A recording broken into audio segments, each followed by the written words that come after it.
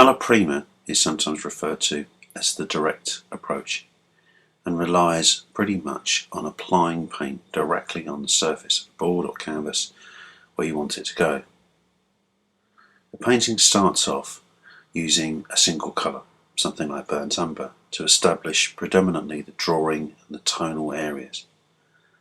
We're working on acrylic ground, so therefore the oil paint can be moved around here with a dry brush. This enables us to reduce some of the thickness of the oil paint, which will increase the drying time, and also create more subtle tones. Here we're working with solvent to knock around and thin down the colour a bit further, to again further establish some of the tonal drawing. Any colour ground can be used. Here a red ground is being used to create an overall temperature warmth to the painting. Solvent being used again to thin and remove some of the excess paint before the opaque painting starts. It's a good idea to think about the idea of thin darks and thick lights. So whilst the surface is very, very thin, each subsequent layer gets slightly thicker, remembering the old adage, lean to fat.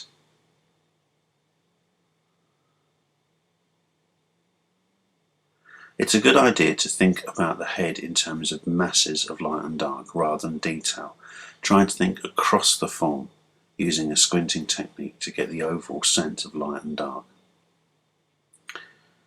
I'm starting to establish some lights now. Again, these lights were simply using the brown with white. Not really thinking about colour, much more thinking about the way the light hits the head. As a general rule of thumb, the more one manipulates the oil paint on the surface, the more likely the colour is going to become muddy. So here we're using what Harold Speed refers to as a deft touch, being quite directive in terms of where that tone is and not mucking around with it too much. Gradually colours being introduced. This painting was made with a very limited palette, predominantly a brown, a blue, which was phthalo blue, and yellow ochre.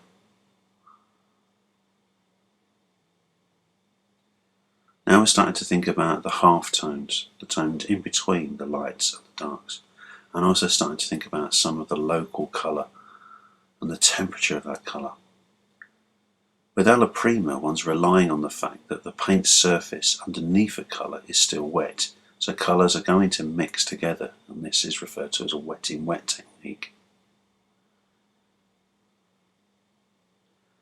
As much as possible, the painting is painted with the biggest brush to enable the form to be rendered. Gradually, as the painting progresses, you can start to use smaller and smaller brushes to think about the detail. But as I said earlier, it's best not to think about the detail right from the outset, because you can lose sight of the overall sense of light and dark. So now that we've got the head starting to work in a more kind of realistic, formal way, we're now starting to think about the extremes of tone. Where is the darkest darks? Where is the lightest lights?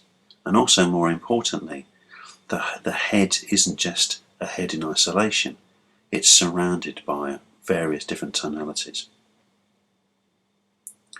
This undercolour, this coloured ground, has a way of unifying the pictorial surface. So whilst the weave of the painting is quite open, the colour unifies it together, it creates an overall colour temperature to the painting. So it's worthwhile thinking about the colour of that ground and how that colour of the ground relates to the subject. It's also quite nice, especially when one starts to use things like glazing, as we can see in the head area, where thin colour is being applied over the top of that coloured ground, where the colour ground then comes through those transparent layers, creating a richness that would be very, very different if the colour was applied opaquely.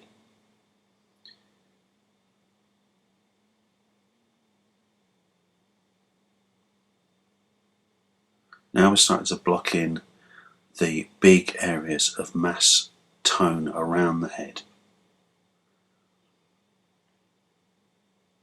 One of the things that's often quite difficult is to see how a tone relates to the whole.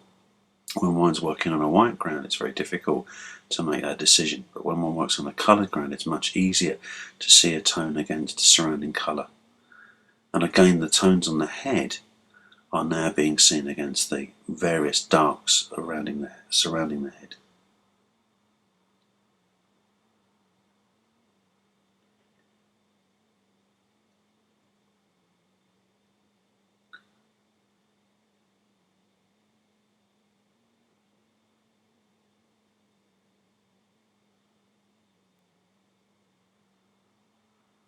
The important thing to remember is that the surface of the painting will reveal the physical marks made in the process of making the painting.